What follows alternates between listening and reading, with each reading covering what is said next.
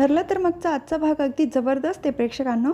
सायलीला तीच तन्वी असल्याची खात्री होणार आहे, तेव्हा शेवटपर्यंत नक्की बघा. प्रतिमा आत्या पूजा करत असतात, त्याच वेळेला तिथे सायली येते आणि तिला छोटी तन्वी दिसत असते.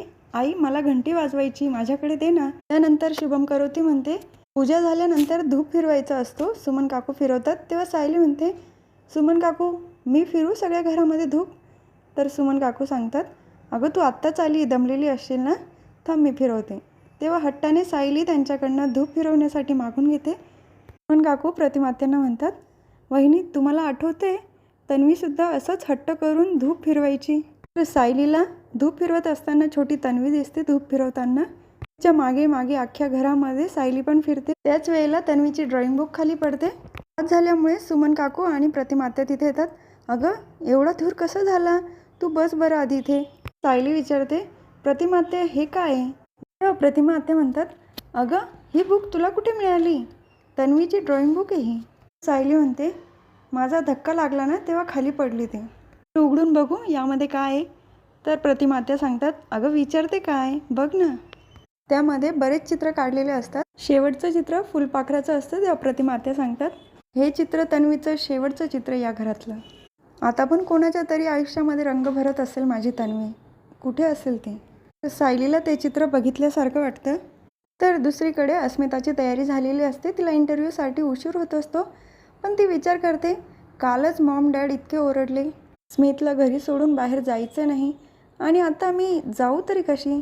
चैतन्याला फोन करते, अरे चैतन्य, मला कुठल्याही परिस्थितीमध्ये इंटरव्ह्यूला जायचं आहे, पण मग स्मितला घरी सोडून मी कसं जाऊ शकते? कालचा घडलेला सगळा प्रकार ती चैतन्याला सांगते. तेव्हा चैतन्य म्हणतो, तू स्मितला घरी जरी सोडू शकली नाही पण बरोबर घेऊन येऊ शकते ना. तर अस्मिता विचारते, अरे ऑफिसमध्ये कसं नेणार मी त्याला? तेव्हा चैतन्य म्हणतो, तू स्मितला घेऊन ये, मला लोकेशन पाठव, मी बाहेर सांभाळतो त्याला. अस्मिता विचारते, तू सांभाळशील स्मितला? चैतन्य म्हणतो, ते आपण बघू, तो मला सांभाळतो की मी त्याला, पण प्रयत्न करेल. तेव्हा अस्मिता पण ऑफिसला निघायला तयार होते. तर कल्पना काकू आणि प्रताप काका बाहेर हॉलमध्येच बसलेले असतात. अस्मिता गोलूला घेऊन येते तिथे. अगं अस्मिता, तुला किती वेळा सांगितलं बाहेर जायचं नाही म्हणून?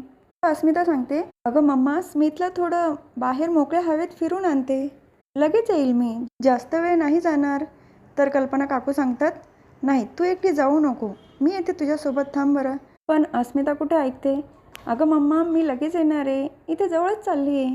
तर प्रताप काकाही सांगतात, कल्पना जाऊ दे तिला, आपणच म्हणतो ना, ती गोलूला वेळ देत नाही, आता चालली घेऊन त्याला फिरायला तर जाऊ दे.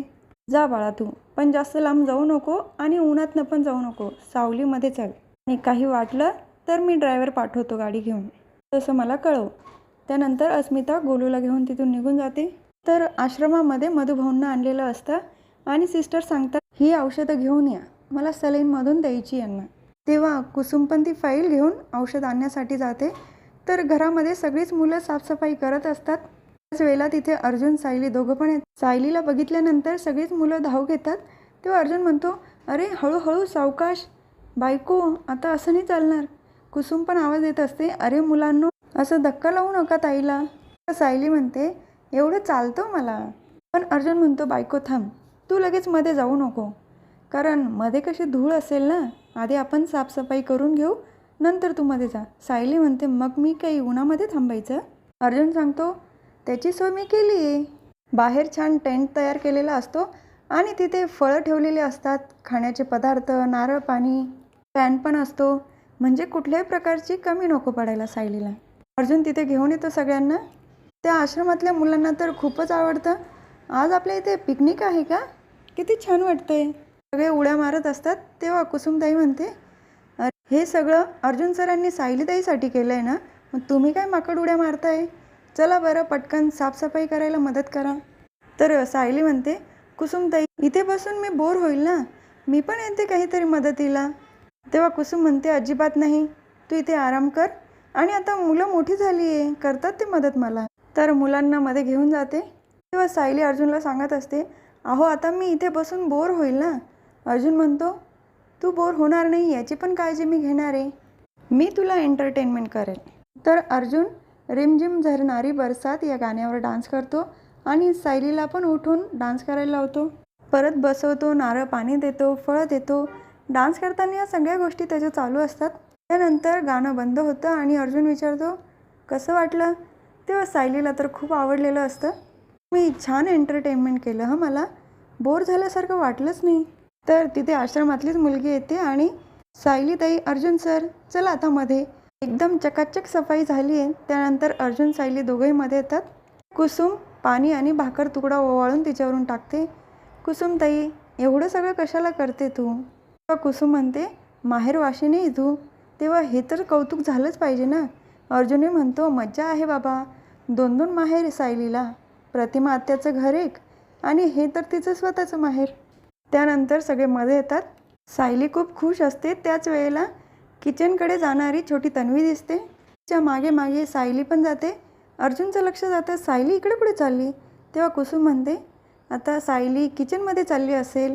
किचन ओट्यावर हात फिरवल्याशिवाय तिचं मन शांत होईल? तेव्हा ते तिघंही बाजूला बसायला निघून जातात आणि सायली किचनमध्ये जाते.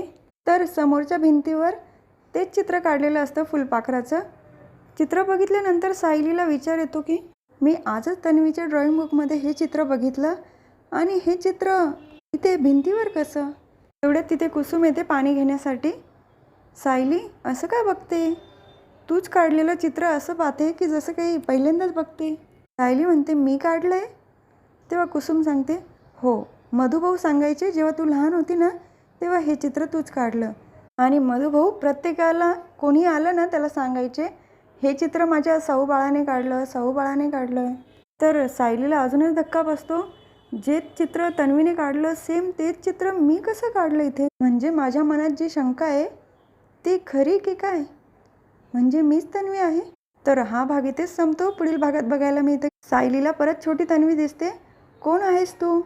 बघू दे ना मला. सायली बघायला जाते. त्याच वेळेला छोटी तन्वी तिथून पळून जाते आणि बाहेर आल्यानंतर छोटी तन्वी आणि मधुभाऊ तिला जेवू घालताना दिसतात. घास काऊचा आणि दुसरा घास तन्वी म्हणते मधुभाऊंचा. तेव्हा सायली म्हणते, ही मुलगी इथं कशी असेल? मधुभाऊंचा आणि हिचा काय संबंध आहे? तर हा भाग इथेच संपतो. उद्याचा भाग अजूनच छान असणार आहे. तेव्हा आजचा व्हिडिओ तुम्हाला आवडला असेल तर माझ्या व्हिडिओला लाईक, शेअर, सबस्क्राईब करा. बेल आयकॉन दाबायला विसरू नका. धन्यवाद.